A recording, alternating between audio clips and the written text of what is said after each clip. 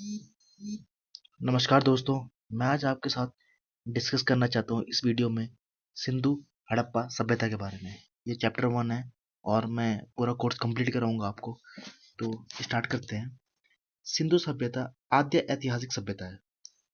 सिंधु सभ्यता का काल रेडियो कार्बन तिथि निर्धारण के आधार पर 2300 से 1700 ईसा पूर्व तक माना गया है।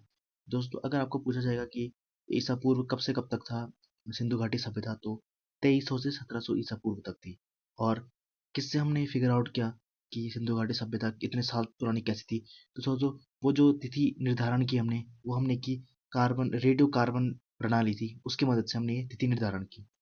दोस्तों, काले रंग की आकृतियों से चित्रित लाल मृदभांड हड़प्पा सभ्यता की विशेषता है। सिंधु सभ्यता का सर्वाधिक पूर्वी पुरास्थल हिंडा नदी के किनारे आलमगीरपुर, जिला मेरठ, उत्तर प्रदेश। दोस्तों, जो पूर्वी भाग है सिंधु सभ्यता का, वो इंडिया में पड़ता है, वह उत्तर प्रदेश में, मेरठ उत्तर प्रदेश में, और वो जगह है आलमगीरपुर। किस नदी के किनारे? हिंडा नदी के किनारे। दोस्तों, जो इसका पश्चिम भाग है वो पाकिस्तान में पड़ता है, बलूचिस्तान जगह में पड़ता है। और वो किस नदी के किनारे? वो दाश्त नदी के किनारे स्थित सुत कागेंडोर नाम का एक जगह है, वहां पर उसका पश्चिमी भाग पड़ता है पाकिस्तान में। उत्तरी भाग चिनाब नदी के तट पर अखनूर के निकट मांडा, जम्मू कश्मीर। दोस्तों, जो उसका उत्तरी भाग है वो जम्मू कश्मीर में पड़ता है, और जगह का नाम है मांडा जगह का नाम है, और जो नदी है वो है चिनाब नदी। और दक्षिणी पुरास्थल गोदावरी नदी के तट पर दैमाबाद, जो कि महाराष्ट्र राज्य में है, और जिला है अहमदनगर। तो उसका जो हम सबसे दक्षिणी भाग है वो महाराष्ट्र में पड़ता है, दैमाबाद जगह पर, जिला अहमदनगर। दोस्तों, सिंधु सभ्यता एक नगरीय सभ्यता है। सिंधु सभ्यता का विस्तार त्रिभुजाकार है। दोस्तों, जो आगे वो जो ऊपर आपने 4 पॉइंट्स देखे, उत्तर, दक्षिण, पूर्व, पश्चिम, अगर हम मैप में उस पॉइंट्स को देखेंगे तो एक त्रिभुज की आकृति बनेगी। तो इसलिए सिंधु सभ्यता को हम त्रिभुजाकार सभ्यता भी बोलते हैं।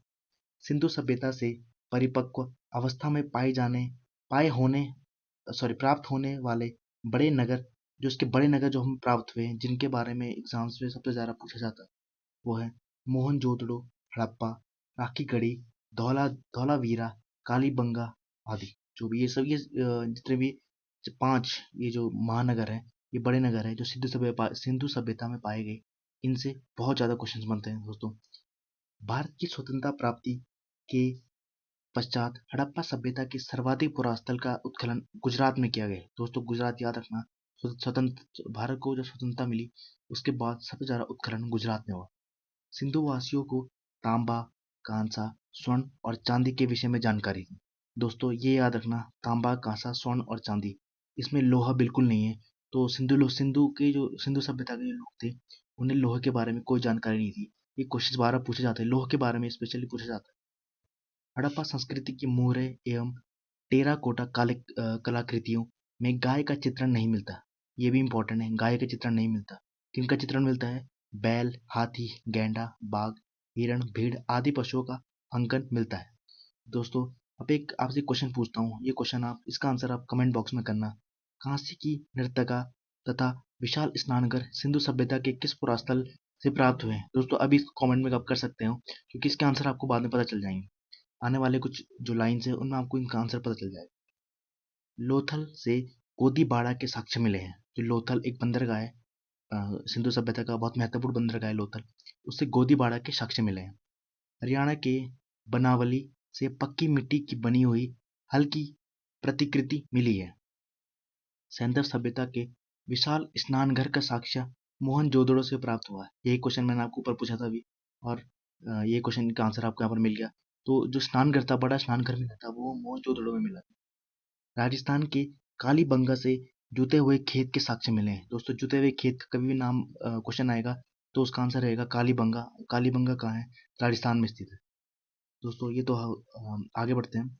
सैंधव सभ्यता कांस्य युगीन सभ्यता थी तथा यहाँ के लोग लोहे से परिचित नहीं थे। जैसे मैंने आपको पहले बताया, ये कांस्य क्वेश्चन आएगा कि जो सिंधु घाटी सभ्यता थी वो कैसी सभ्यता थी?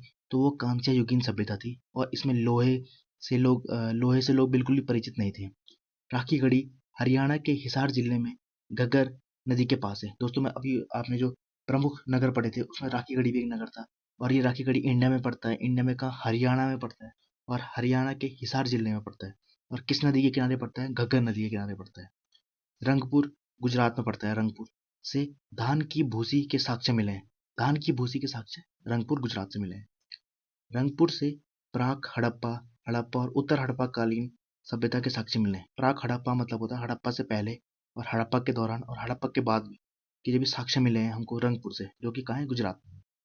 सिंधु घाटी सभ्यता के लोग पशुपति शिव की पूजा करते थे। इसका प्रमाण मोहनजोदड़ो से प्राप्त एक मोहर है जिस पर योग की आकृति बनी हुई है। तो भगवान शिव की पूजा करते थे, लेकिन किस रूप में करते थे? पशुपति के रूप में करते थे भगवान शिव की पूजा। और उन्होंने भगवान शिव को एक योगी के समान माना था। तो उस योगी के दाईं ओर बाघ और हाथी तथा बाईं ओर गैंडा और भैंस चित्रित किए गए हैं। दोस्तों, गाय का कहीं चित्रण नहीं है। चित्रण किसका है? बाघ, हाथी, गैंडा और भैंस। योगी के सिर एक त्रिशूल जैसा आभूषण है। योगी के सिर पे एक त्रिशूल जैसा आभूषण है तथा इसके 3 मुख हैं। याद रखना, 3 मुख थे। जो भी भगवान शिव की जो भी आकृति पाई गई थी उसमें 3 मुख बनाए गए थे।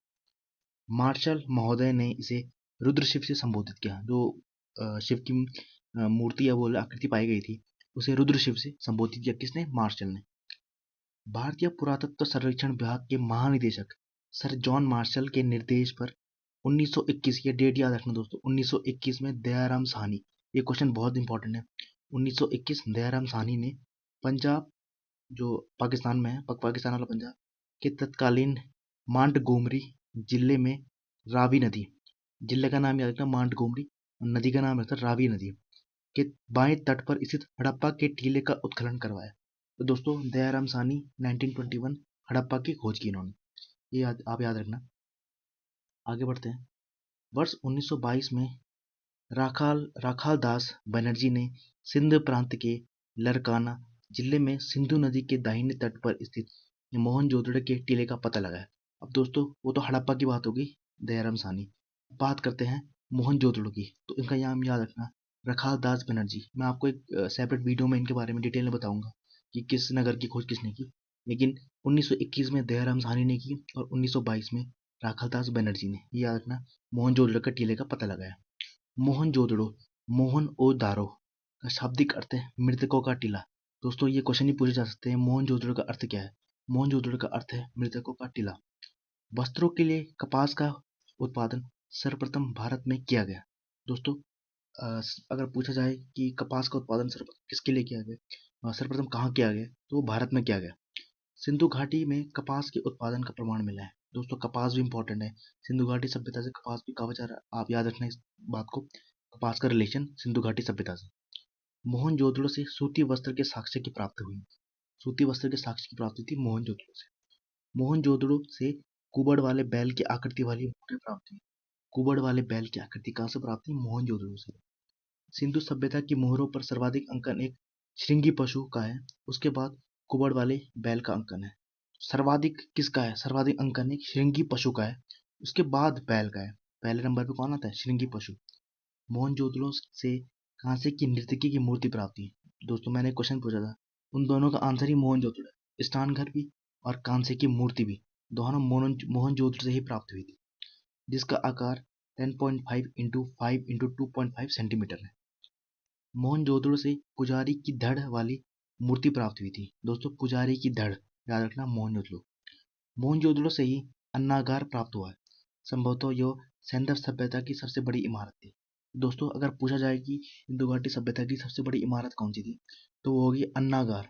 कई बुक्स में इसको गलत लिखा गया, स्नानघर को लिखाया गया है कि सबसे बड़ा हुआ है, स्नानघर नहीं है, अन्नागार सबसे बड़ी इमारत थी सिंधु घाटी सभ्यता की। कालीबंगा से नक्काशीदार ईंटों के प्रयोग के साक्ष्य मिले हैं। अब जो ईंटों के साक्ष्य मिले हैं वो इंपॉर्टेंट है, वो कहाँ से मिले हैं? कालीबंगा से मिले। वो कालीबंगा कहाँ था? राजस्थान में, जहाँ की हमें जुते हुए खेत के साक्ष्य में मिले थे। वक्राकार ईंट चन्हूदड़ों से मिले हैं। ठीक है, तो वक्राकार ईंटें कहाँ से मिली है? चन्हूदड़ों से मिली है। लोथल एवं कालीबंगा से अग्निकुंड प्राप्त हुए। दोस्तों, लोथल और कालीबंगा ये 2 जगह थे जहाँ से कहाँ क्या प्राप्त हुए? हमें अग्निकुंड प्राप्त हुए। दोस्तों, ये पहला वीडियो है।